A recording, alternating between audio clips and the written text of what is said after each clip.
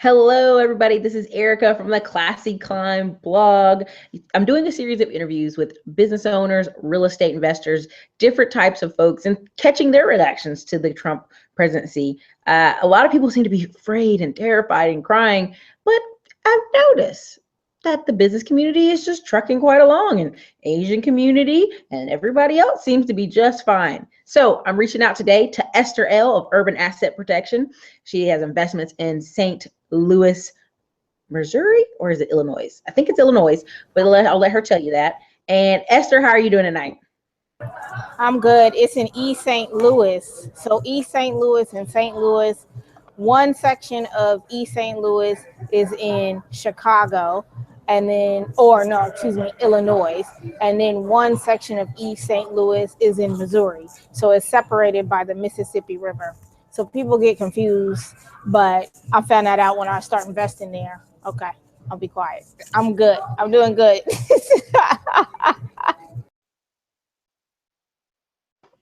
So Esther, I got you on here tonight to ask you, what are your reactions to Trump winning the presidency? I see everybody's terrified, but you and I seem to be just struggling quite along. So tell the audience how you feel about it. Are you surprised? Did it catch you off guard? I was shocked beyond compare. Like, I just knew Hillary was going to win, and I was like, oh, I'm going to bed. And then I woke up at like 3 a.m, and you had sent me a private message. Remember you had sent me the message? You were like, oh my gosh, Trump's going to win. And I was like, whatever. That's a fallacy. There is no way that this cat can win at all. And I woke up, I'm staying with my sister. She's like, Trump is president. I said, you lying. I thought she was joking. So I look at the results. She's been watching CNN all night. We go on, and there it is. So needless to say, I feel completely shocked. So what are some of the things you think as business owners that we are doing differently than many others? Because I've noticed in the news, there's a lot of fear, uncertainty, this crying that's going on. And I'm going, what type of people are afraid right now?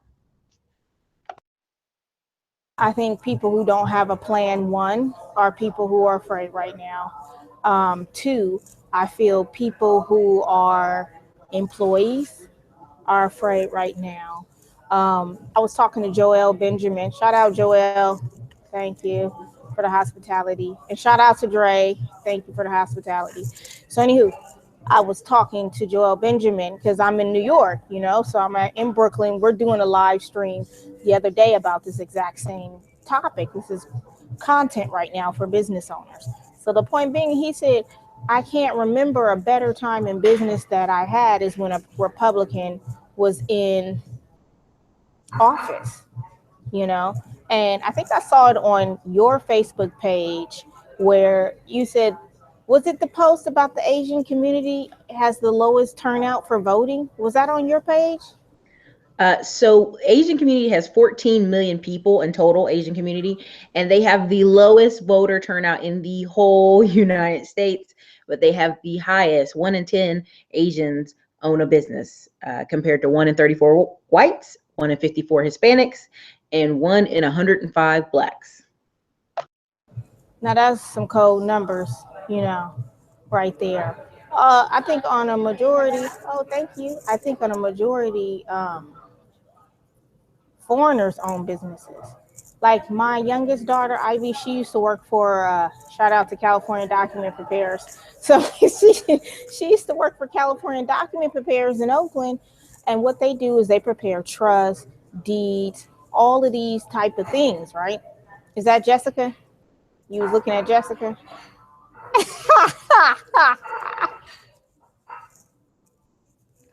Anyway. She prepares all of these documents, any type of court official document or any document that you need. Everyone that came in to get a trust, and I don't necessarily believe in this type of trust, but I mean, it is something to protect. It's estate planning. It's not asset protection. We won't delve into that. The point is that It was all of these foreigners getting trust.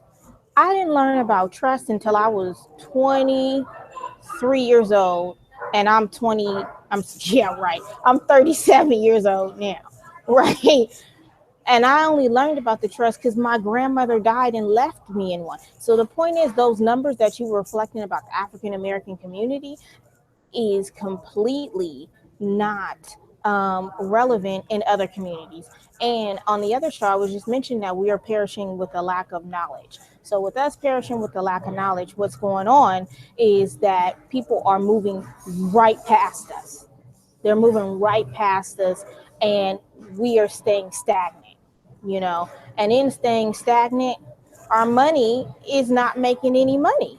So, that's what I think about what you and I are doing differently. To answer the long-winded version of your question, is what we're doing differently is we're utilizing the current tools of millennials, because we as millennials created these tools that we're utilizing, and we're using them for business. There's no more need to spend hundreds of thousands of dollars on marketing because we have a YouTube, we have a Facebook, we can run ads, we can take the Twitter and we can run ads off that, so we can reach people that we wouldn't necessarily reach, and that's what we're doing differently, because for me, I'm not so much interested in a brick and mortar business as I am in something online, where I can have systems and tools in place. And what we're doing differently is we're really utilizing tools to expand our business beyond ourselves. We're not self-employed.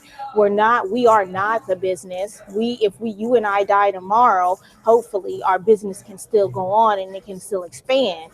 And those are the true marksmanships of a business owner. So I'm gonna hit on several of your points you hit. So when I say the 1 in 5 number for Blacks, now do I believe it's 1 in 5? I believe it's probably less, but here's the problem. I talk a lot about my show about having just the basics: a business bank account, a DBA, an LLC or C Corp. You'll be amazed how many emails I get a week who are like, I finally got my DBA, Erica, in my business bank account. But they've been doing business, hustling for 5, 6, 7 years. So the numbers may be off, but that's because people are not educated enough to know how to go to a bank, separate this identity of this business just separate from themselves.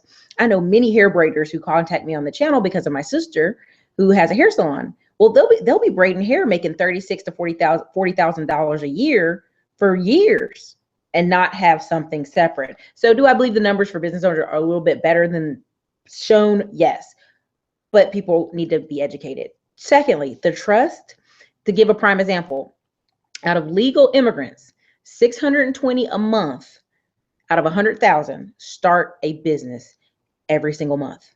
So 620 out of 100,000 every month. So, and this is the US government keeping this number.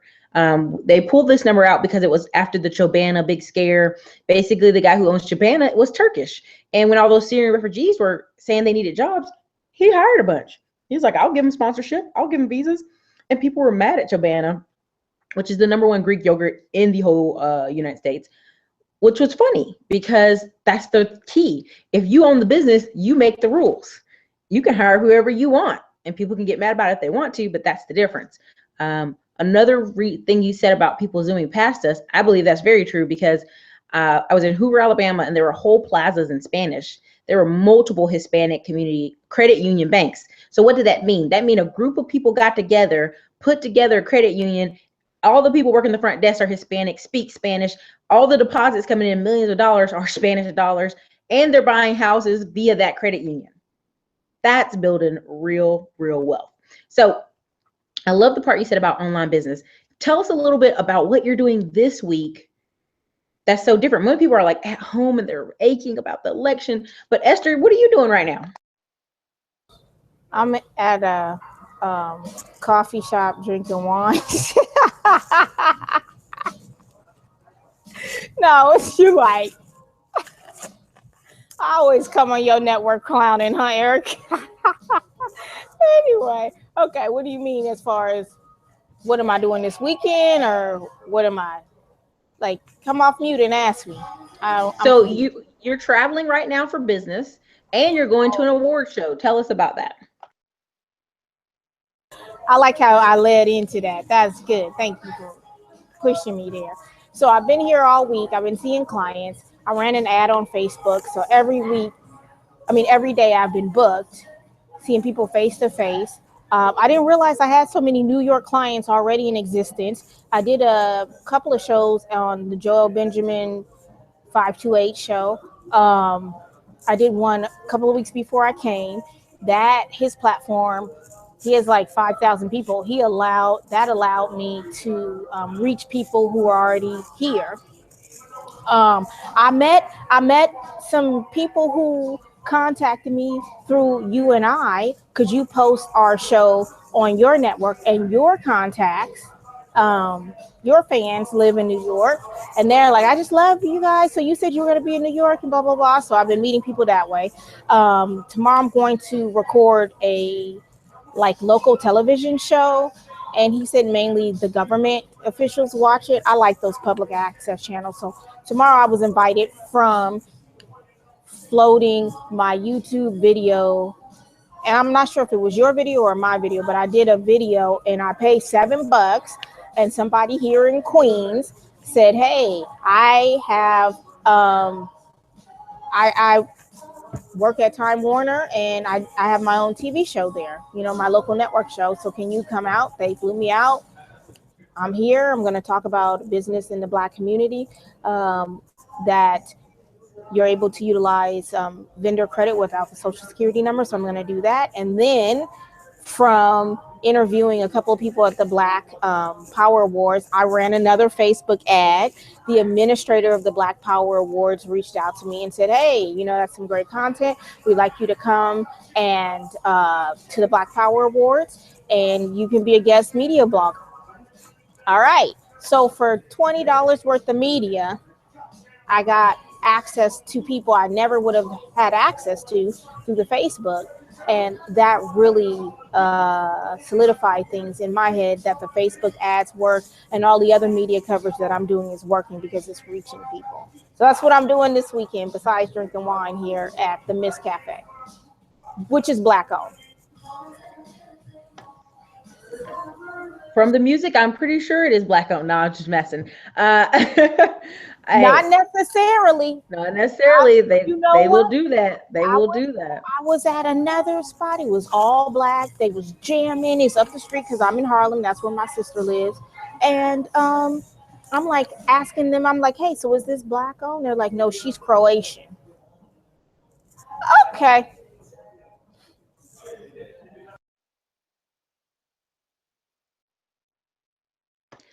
Sometimes people know what sells. They knows what sells. So here's the kicking part that cracks me up. Now, while everybody else is lamenting and crying and, oh my God, Trump had won, you're out here traveling on a TV show, interviewing people, seeing clients in person, all from online. And this is what I've been telling people. The media numbers have been going down. There are people on YouTube who have whole media channels, who have TV shows, who are doing it big. And you can do it big too. It's just a choice. I apologize. That coffee ran out. But you can do it too. It's a choice. And I think the biggest hurdle people have right now is one, they don't feel in control of their lives, right?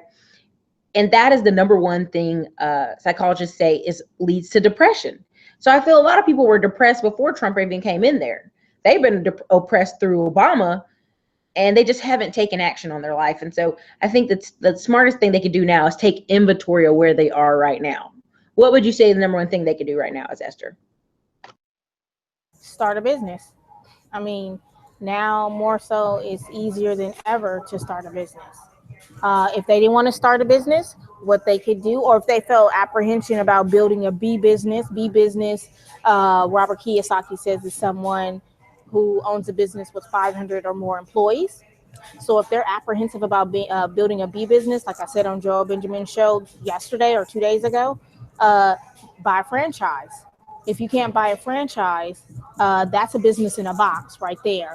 They have franchise going online for like $2,000, $1,000. The bank will give you money on a franchise, but they won't give you money on the 401k.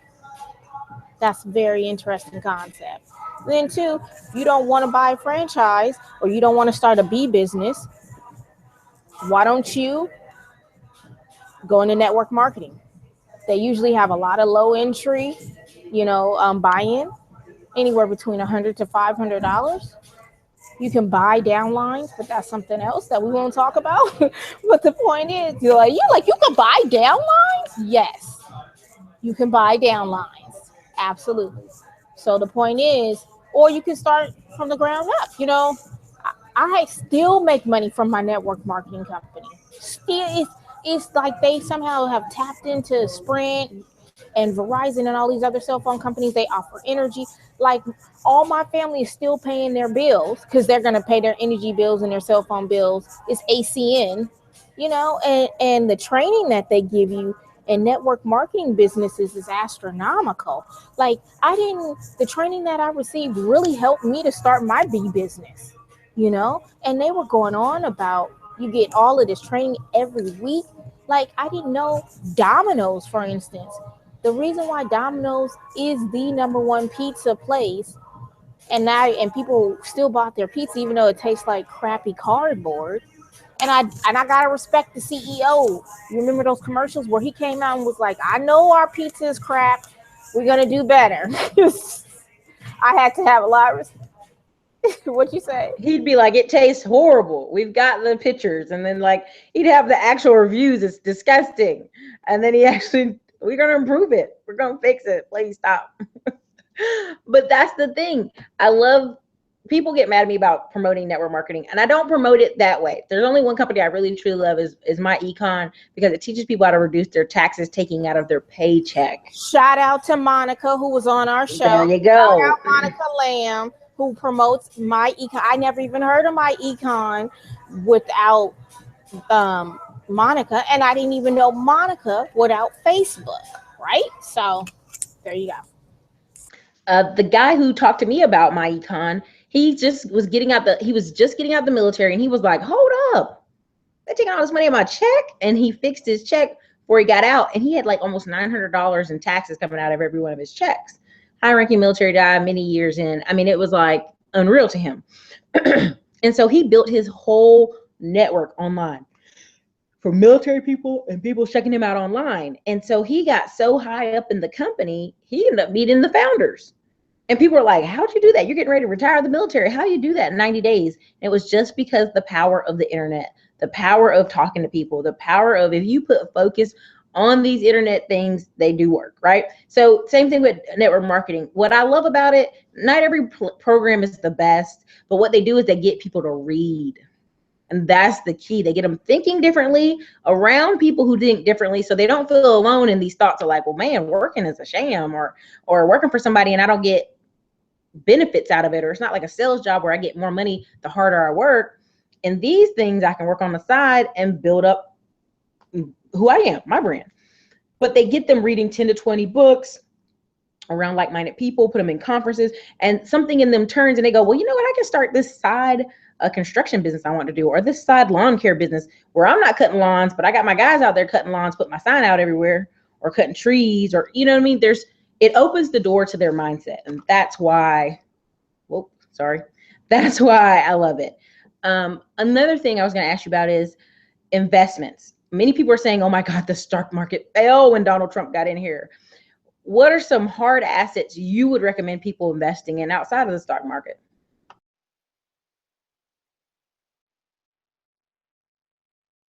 Wrong button.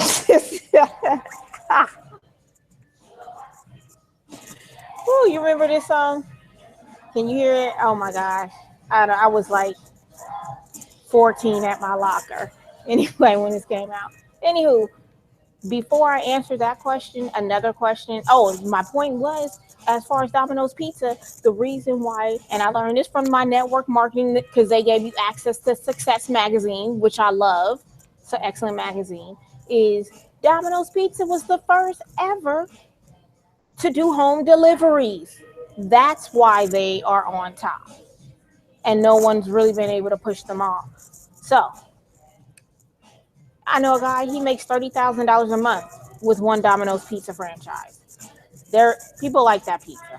As far as hard asset investments, I am not completely opposed to paper assets, but I do not believe that you should diversify completely in paper assets. Diversifying in bonds, stocks, 401ks, and more paper is not diversification whatsoever. Uh, it's not diversification. Um, Hard assets, commercial grade, I'm sorry, investor grade gems, rubies, sapphires, diamonds, those great. Stamps, nowhere in the world can you go have $50,000 worth of stamps in your pocket and go to the post office in Guam or the post office in Italy or the post office in Tobago and liquidate your stamps. They still hold value. Coins, art, just getting very familiar about what other assets people are doing. And then now people are taking their 401ks and they're buying art, they're buying all these things. So if you're going to have a 401k, having a 401k that allows you self-directed IRAs, a self-directed 401k that allows you to purchase real estate, it allows you to purchase gold, of course. That's another one of my assets, that hard assets, silver, and then hard assets, a business, real estate. Anything that people value can be a hard asset. Anything we can go into the great tribulation. Condoms might be a hard asset. You know what I'm saying? So it just depends what is the commodity that people are valuing right now, doing your research. Condoms in Venezuela, a box of condoms was $700 in Venezuelan dollars last year, before, because they were on the verge of collapsing, which they are at this point. Everybody's hungry, so they ain't worried about condoms, they just hungry. But a big thing is, if people have American cousins, sending $150 worth of food from America to Venezuela is big cash. Now, one guy sends 3 boxes a month because the mailman steals 1 box and they get the other 2 boxes. So I mean, mailman takes his cut for delivering it. So. That's right. like I gave you the other 2. Don't you say nothing about this 3rd box, okay? You better eat your noodle pack and keep it moving. So that shows you that's valuable in those type of economies. What's crazy to me is people overlook land, and African Americans had more land in 1910 than they do now. That don't make no damn sense, right? We had 42 million or 52 million acres of land. It's like a real ridiculously high millions of acres, right? Because so many people were so close to the land and so close to farming, and it was so dirt cheap. Now we have maybe, I don't know, 1 to 1 million acres, maybe less or something, as a whole African American community. And so what I've tried to encourage people to do is buy 1 acre at a time. 1 acre at a time. And what kind of gets my mind going is the fact that if you have just 1 acre, you can put 30 pecan trees on 1 acre. Now that's gonna be tight, but you can do it. And that is a thing you could take to the flea markets. That's a thing you could have, if you call it a farm, you could sell it to HEB or some of these stores who try to have a little bit of produce from farmers and have a yearly contract. There's so many ways to start thinking bigger and have hard assets. And I'll give an example. This week, people don't forget if you're excited about something. So I am a realtor from Texas, and I took a year break because I was tired of chasing necessarily that business. I was more like, let the information come to me and I'll be an investor, more like, I'll take the money I make and be an investor. Well, what ended up happening when I came back to town full-time working on my painting business is 4 people called me the first week back. Hey, you still got your license? Can you tell me something? People value real estate. Now, people say, Erica, it's too expensive where I am, or it's too cheap here, it's too this. People are still buying real estate. There will be people buying tomorrow, today, whenever. They'll still be buying. Even if we're in a recession, there's still somebody buying a house. So, Esther, if we do go in a recession, which some people are concerned about, what are some things you think you'll see more of, or some things we won't see more of? Absolutely. And then it's getting loud in here because they're closing. So after this one, I'll skedaddle. But is it just me, or is the music really loud? Oh, okay, great. I'm like, we jamming. So, anywho, for me, what I feel we'll see more of is commercial real estate. I'm doing a lot of affordable, well, not a lot. I wish I was doing a lot of affordable housing projects, but I will in the future. But the point is that lots of mixed use, looking at these housing plans from the city, these housing plans are basically the city begging for money from the feds, right? To incorporate and co-create these plans. So, with that being said, I'm seeing the direction of where they're going, and it's a lot more affordable housing. You took down notes about what income level was affordable housing in San Francisco. It was like $150,000 plus for a family of four, somewhere around that area. Don't have the exact numbers any longer. But the point is, now that we have people who don't look like us, in affordable housing, what we see is a decline of income consistently across white America. So now investors are jumping on the bandwagon of affordable housing. Now, when you look at these affordable housing plans, they have healthcare centers downstairs, they have dog walking services. Get out of here. You didn't go to the projects in the Bronx and see any dog walking services in the 60s. And then they have grocery stores at the bottom with deliverable organic food. So the trends that I'm seeing is affordable housing, or commercial property as far as in the trends of real estate. And yeah, targeting specific populations, because the biggest thing we did that last episode on taxes, the biggest thing that we're seeing is anytime the government wants to give you a break, they're going to give it to you in the form of a tax write-off. So anything that they're willing to give you a tax break on is something that you need to invest in. Whether it's gold, silver, affordable housing, veteran care, homeless care, it doesn't matter. If they're giving you a break, that's where they're wanting you to invest your money and your time. So I'm seeing it in real estate. Okay, I'm quiet. Esther, you're so correct. I just saw 3 home health care, like elderly care, what do you call it? Memory care centers, memory care for Alzheimer's patients down there. And here in Texas, I was driving the area and I said, this is a wealthy side of town. All of a sudden it has a memory care center, like adult daycare, basically.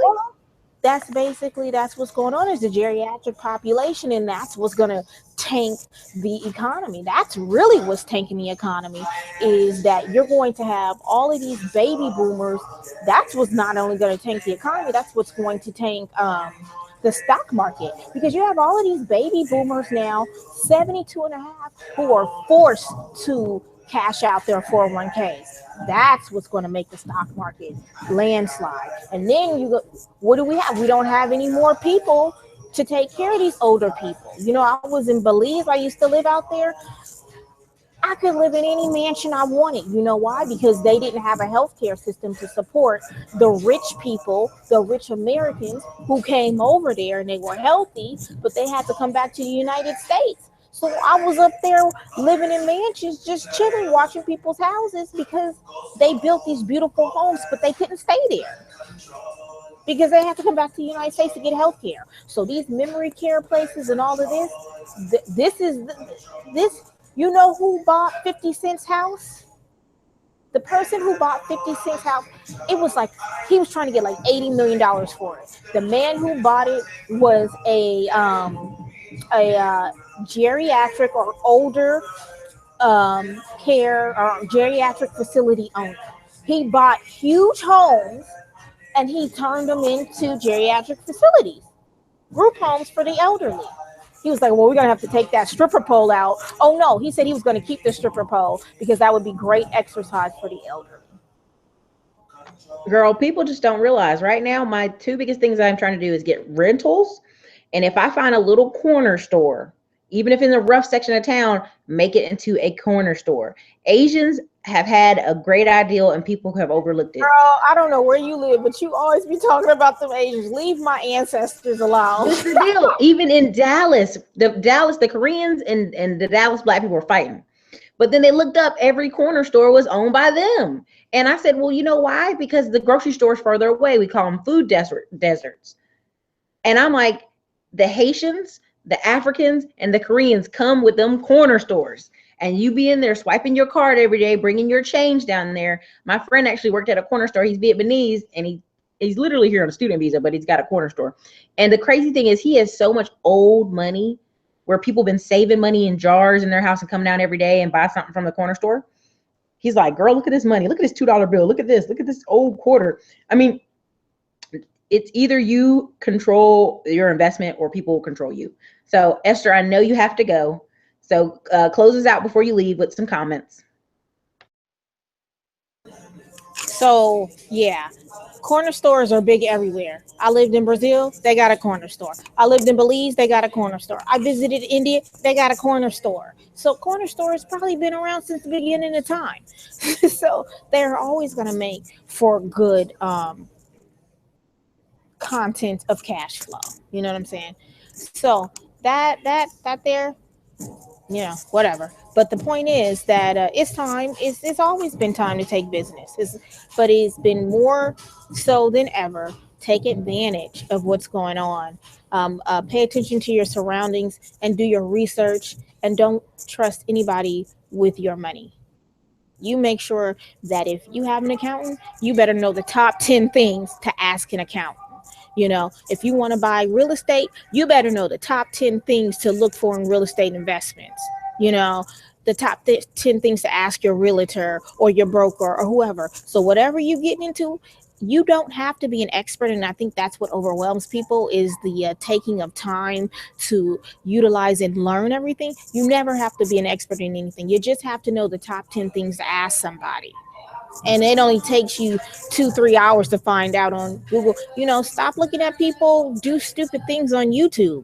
You know, people, how do you know so much about asset protection? YouTube. Well, what?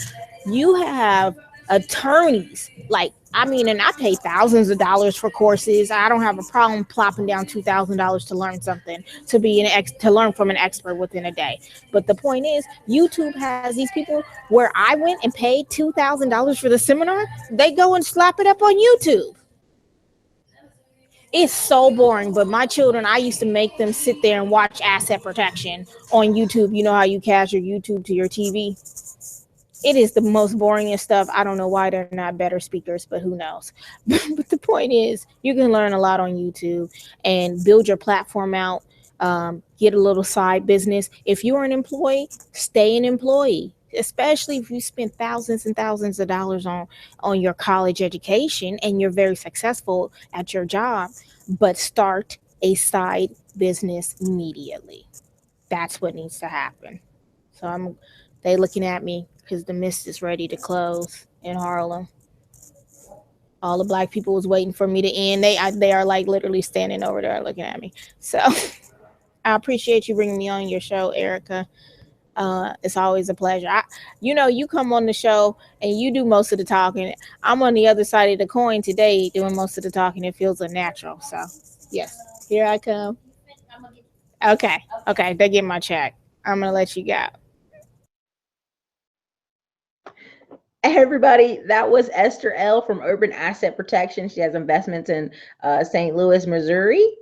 Definitely listen. She has a 15-minute consultation on her page. She didn't let people know, but definitely we'll put her links below, or we'll let her comment and put her links below. She has 15 minutes free consultations, and she has deeper consultations for people who want to create businesses, who have ideals. They need to talk with her. She's there. Hey, listen, I'm Erica Williams of Classy Climb blog. Listen, I also do consults, but they are paid. Sorry about that, you guys. I am very booked. I'm very busy. But I'll have the links below, and I do have affordable prices to work with people in their situation. So everybody, this has been Erica Williams from Classy Climb blog, and Esther L. from Urban Asset Protection. It is the reactions to Donald Trump winning and what you should do. Hey, what you should do is start winning in your life. Everybody have a great night. Good night.